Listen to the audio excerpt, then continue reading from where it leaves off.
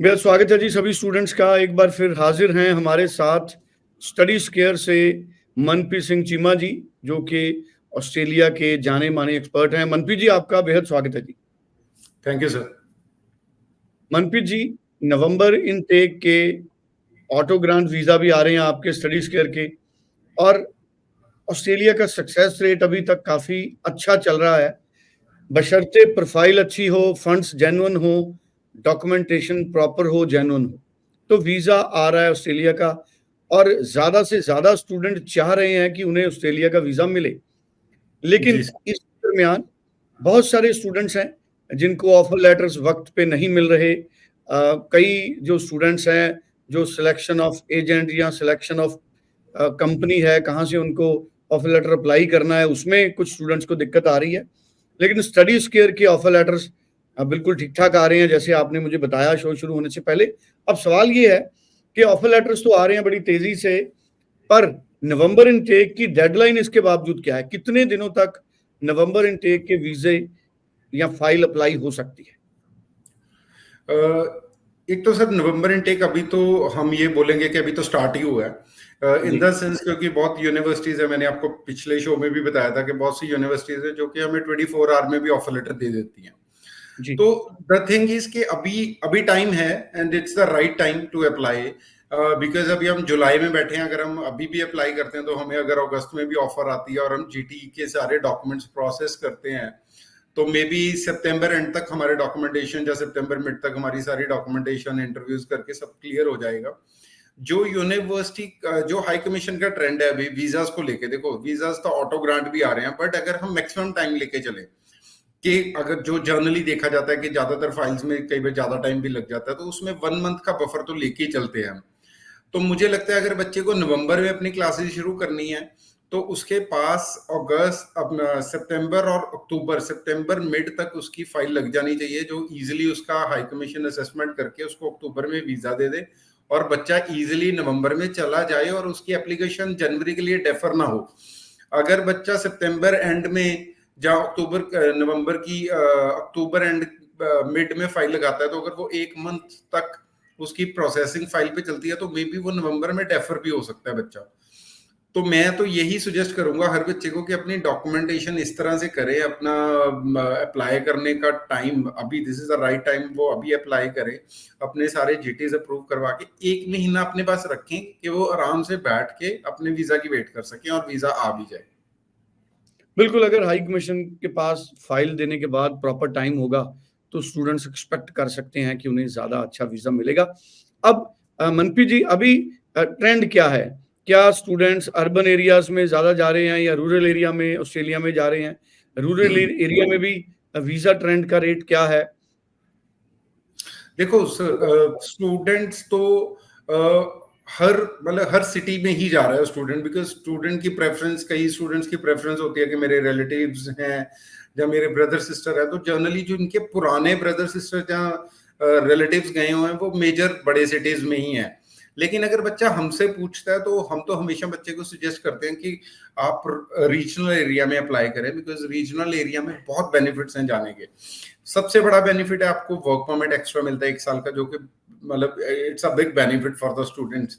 1 साल बहुत बड़ा ड्यूरेशन होता है। 1 साल में बच्चा अपना 1 साल में जॉब, उसको एक साल एक्स्ट्रा मिल गया जिसमें वो अपनी फील्ड में जॉब करके अपने पीआर के पॉइंट्स पूरे कर सकता है। प्लस उसको 5 पॉइंट वैसे ही एक्स्ट्रा मिल रहे हैं जब वो पीआर अप्लाई कर रहा है। प्लस पॉपुलेशन कम होती है, थोड़ा सा जॉब्स मिलने की पॉसिबिलिटी ज्यादा हो जाती है, और ट्रेवल एक्सपेंसेस ऑलमोस्ट 50% कम होते हैं दूसरे सिटी से, रहने का खर्चा कम होता है। तो ये बहुत बेनिफिट्स हैं। तो मुझे लगता है कि अगर कोई बच्चा जा रहा है नवंबर इनटेक में और उसके पास ऑप्शन है कि वो कोई भी लोकेशन चूज कर सकता है, तो मैं यही सजेस्ट करूंगा कि रीजनल एरिया में अप्लाई करो। एक एक पॉइंट मैटर करता है और 1 साल का वर्क परमिट भी मैटर करता है। तो why to waste the opportunity, क्यों जाने देनी है हाथ से जब गवर्नमेंट खुद हमें वो अपॉर्चुनिटी दे रही है। तो regional areas are the best to apply and to get the visa.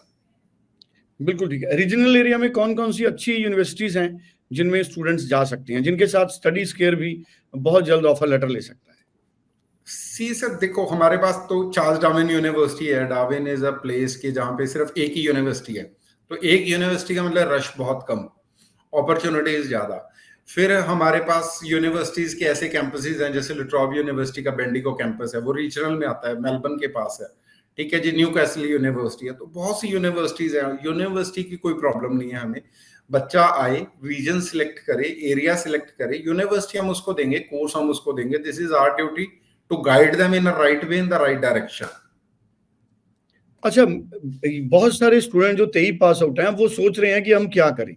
तो 23 पास आउट जो स्टूडेंट हैं, क्या कॉलेज उनके लिए ऑप्शन हो सकती है? क्योंकि बहुत सारे कंसल्टेंट्स स्टूडेंट्स को कॉलेज में एडमिशन करा रहे हैं। अब कॉलेज में उनको जाना चाहिए या नहीं जाना चाहिए? सर देखो, इट टोटली डिपेंड। अगर तो आप किसी लोकल प्राइवेट कॉलेज में एडमिशन ले रहे हो तो मैं तो सुजेस्ट नहीं करता हूँ प्राइवेट कॉलेजेस में अप्लाई करने का, क्योंकि वीजा सक्सेस रेट इतना नहीं है। बच्चे अप्लाई कर देते हैं बिकॉज जर्नली जो कंसल्टेंट्स हैं वो बोल देते हैं कि वीजा फीस बाद में जाएगी after visa, like you have to pay the fee, but उसमें चांसेस इतने कम होते हैं। मैंने 12-14 साल के करियर में मुझे लगता है 2-4 वीजा देखे होंगे प्राइवेट कॉलेजेस के आते हुए, इससे ज्यादा मैंने नहीं देखे वीजाज आते हुए। तो मुझे लगता है अगर तो यूनिवर्सिटी में एडमिशन मिल रही है, या फिर कुछ ऐसे कॉलेजेस हैं जो लेवल 1 के कॉलेजेस हैं, that are like equivalent to universities, reputation अच्छा हाई कमीशन में, उनमें अप्लाई करो, कोई प्रॉब्लम नहीं है। कॉलेजेस तो बहुत तरह के हैं, हमारे इंडिया में भी ऐसे कॉलेजेस हैं जिनका किसी को पता ही नहीं, और ऐसे कॉलेजेस भी हैं जो पीयू के अंडर आते हैं, अच्छी यूनिवर्सिटी के अंडर। तो इट टोटली डिपेंड्स कि आप किस कॉलेज में भी अगर अप्लाई कर रहे हो तो वो कौन सा कॉलेज है। फॉर एग्जांपल अगर लाट्रॉप कॉलेज है तो वो लाट्रॉप यूनिवर्सिटी का कॉलेज है, अगर आप उसमें डिप्लोमा में जा रहे हो तो वीजा आ जाएगा। ठीक है, एक एग्जांपल दे रहा हूँ मैं, यूटीएस कॉलेज है, यूटीएस यूनिवर्सिटी का, तो अगर उसमें अप्लाई करते हो तो चांसेस आर देयर वीजा मिल जाएगा। लेकिन आप अगर कोई XYZ किसी ने प्राइवेट कॉलेज खोल रखा है तो I don't recommend the students कि आप उसमें अप्लाई करो। बिल्कुल, ये बड़ी इंपॉर्टेंट इन्फॉर्मेशन आपने शेयर की है कि अगर रिप्यूटेड कॉलेज है, लेवल 1 का कॉलेज है, तो आप उसको कंसिडर कर सकते हैं। तो प्राइवेट कॉलेज की तरफ तो स्टूडेंट्स बिल्कुल ना सोचें, ये आज के टाइम में उनके लिए अच्छा रहेगा। अभी जो एवरेज प्रोफाइल है आपकी नज़र में कौन-सा है, परसेंटेज ऑफ मार्क्स, जिसमें आपको लगता है कि कंफर्टेबल तौर पे स्टूडेंट अप्लाई भी कर सकता है और वीज़ा एक्सपेक्ट कर सकता है? देखो, कोई भी अगर बच्चा सीबीएसई बोर्ड का है तो minimum to minimum 65%, minimum to minimum. वैसे कुछ यूनिवर्सिटीज सीबीएसई से भी 70-75% ले रही है। पंजाब बोर्ड के लिए मिनिमम टू मिनिमम 75%, कुछ यूनिवर्सिटीज में 85% भी है। तो जो एंट्री रिक्वायरमेंट है वो हमेशा यूनिवर्सिटी की चेक करें अप्लाई करने से पहले। और जो बैंड स्कोर है like 6.5 no band less than 6, अगर किसी के 6.5 है उसमें भी 1-2 ऑप्शंस अवेलेबल हैं और अच्छी ऑप्शंस अवेलेबल हैं। तो अगर बच्चा किसी भी कॉलेज या किसी भी रीजन में अप्लाई कर रहा है तो थोड़ी सी अपनी रिसर्च कर ले बिफोर अप्लाइंग। बिल्कुल। So thank you so much. मैं सभी स्टूडेंट से कहूँगा कि आप 8929759571 पर through out the day office time में आप कॉल कर सकते हैं, मनप्रीत चीमा जी से बात कर सकते हैं। ऑस्ट्रेलिया को लेकर आपके ज़हन में कोई भी क्वेश्चन है, तो आप वो पूछ सकते हैं और अपनी फाइल लॉन्च कर सकते हैं। Thank you so much Cheema. Thank you sir, thank you.